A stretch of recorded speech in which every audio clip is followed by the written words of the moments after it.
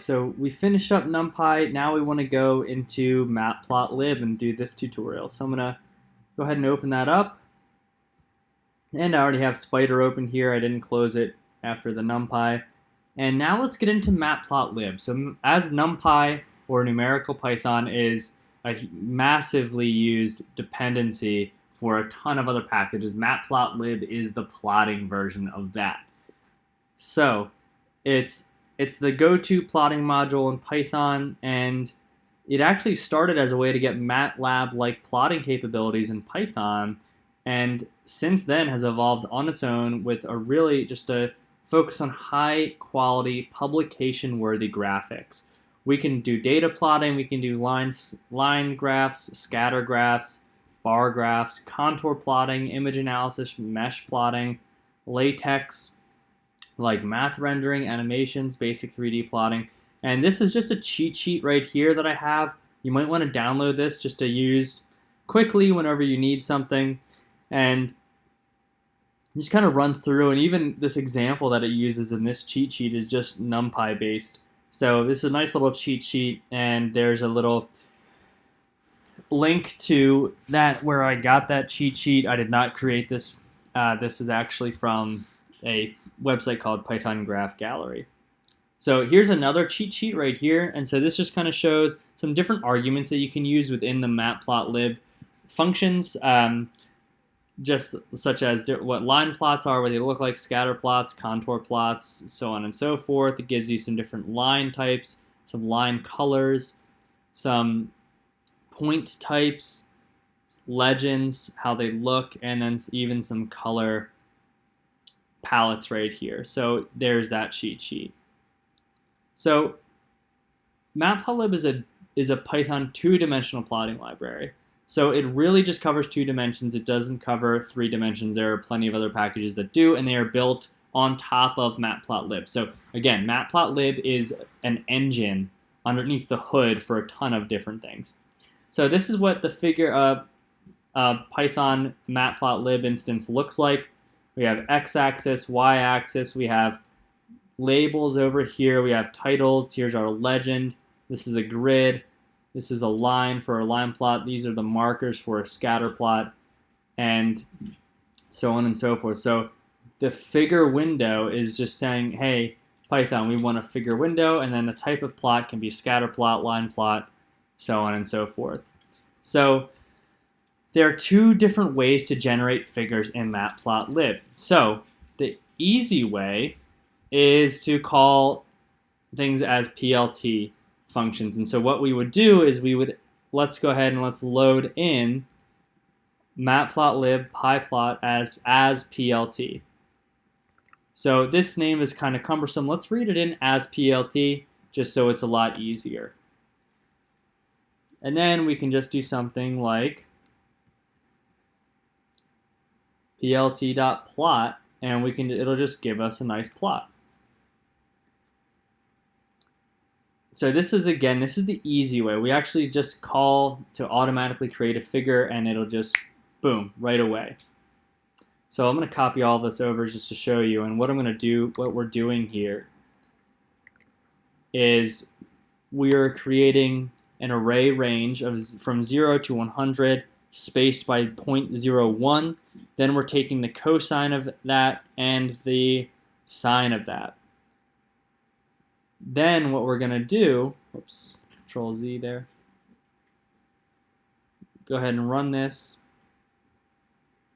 And actually, I did not run this yet. I need to run that.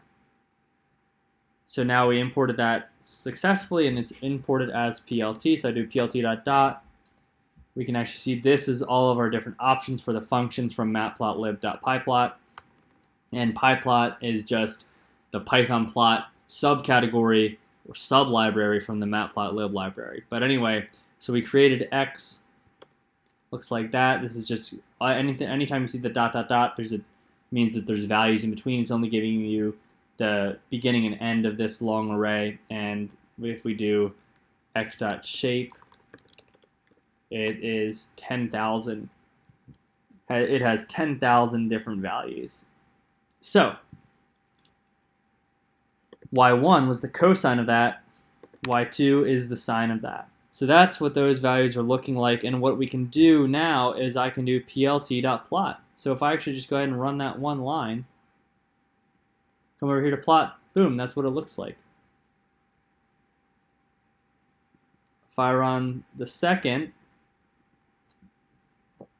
plt.plot, that's what it looks like there. And take a look at what I'm referencing here.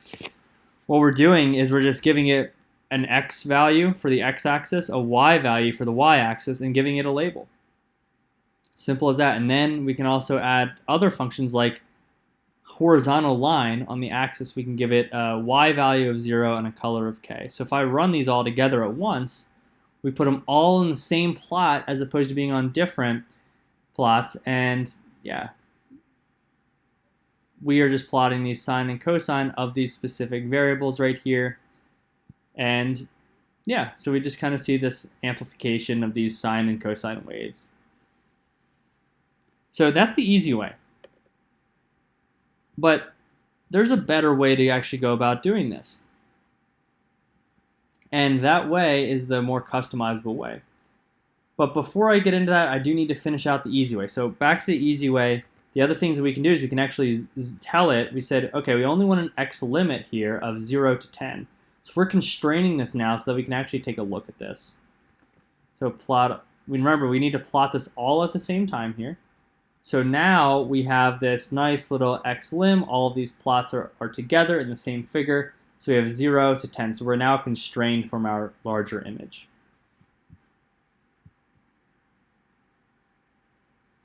Then we can also do that. We can add in X labels, Y labels, titles, and a grid. And again, so let's copy all of this over.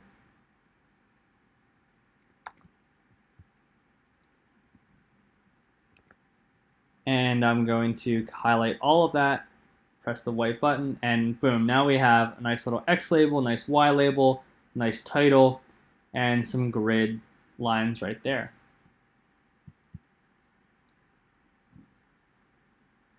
Then we can also add a legend right there, and now it's actually going to use the labels that we put in up here and add those automatically to a legend. Copy those over.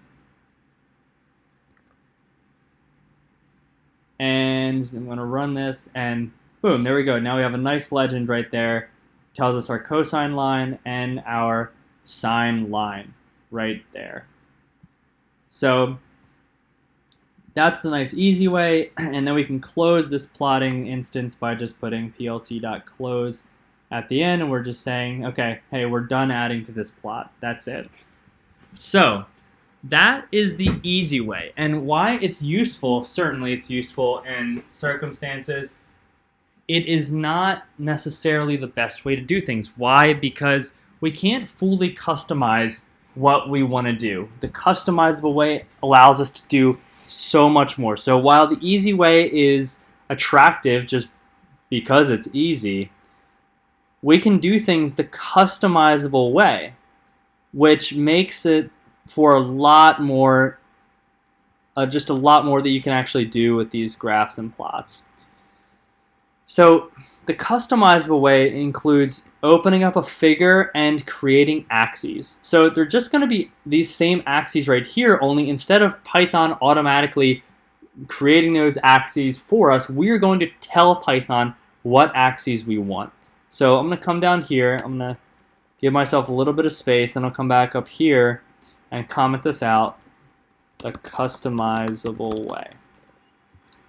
So now I come over here, and I already have these loaded up, so I don't need to copy that over again. Copy over x numpy linspace, and then what I'm going to do is I'm going to create I'm going to explicitly create a figure and its axes as objects. Now check this out. So here we go, and now fig is an object. PLT is just a function over here, but now we said fig, comma, ax equals the subplots, plt.subplots, and we're only giving it one subplot, so it's really just one plot, even though it's a subplot function. You could add in other subplots. And then we're going to use a plot function on top on that axis that we just created. So x is recognized as a subplot axis, and we're just going to plot on top of those axes, and we're going to say x is our x, and our y is x raised to the 2. So that's all that is. And now when we actually go ahead and run this, boom, that's what it looks like. And remember, fig is saved. And here's our axes. So what we can also do is we can continue to add different things to this, such as we can set an X label, set a Y label, and then we can actually go ahead and print fig out just like we have before. So not only is it rendering up here nicely in our plot window, but it's also in line down here. And so now we gave it some we set X label of X and a Y label of function of X. We can set a title. And the nice thing about this is you can keep just adding things. So you can just keep adding things to it, and you can keep calling that object, and boom, there it is. So that's the advantage of the more customizable way. It allows you to keep appending things. You don't have to run it all at once. You can just keep adding things continually, and you know that we're going to be on this particular axis, this subplot axis of 1, 1, which is just one subplot, aka the main event, the main plot. The other nice thing about this is I can actually give some more direction to this. So not only are we kind of constrained just based on our customization of how we actually code these more customizable plots, we're also constrained to the size. So when we actually have a more customizable plot, we can say, okay, here's my fig size. I want it to be 6 inches wide, 4 inches tall, with a dot per pixel of 100. So DPI is just another argument for resolution. So I come down here, and the higher the DPI, the more dots per square inch.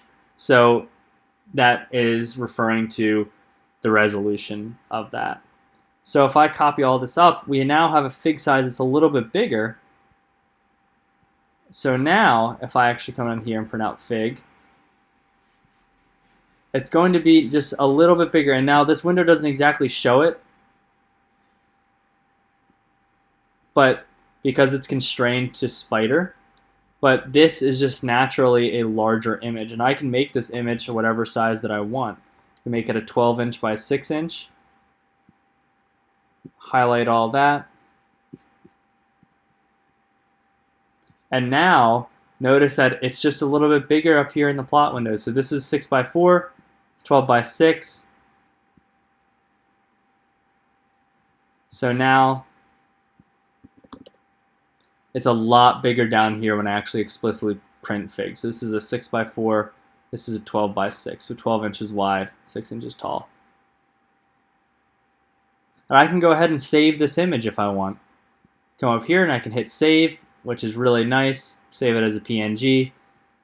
The other thing that I can do is I can just explicitly save this. I can run fig.save fig, and I have to give it a path, and I can just give it downloads example.png. And now when I run this all, and I come back over here, I can go to my downloads, and there it is. There's example.png, and that's what we just created over in our spider.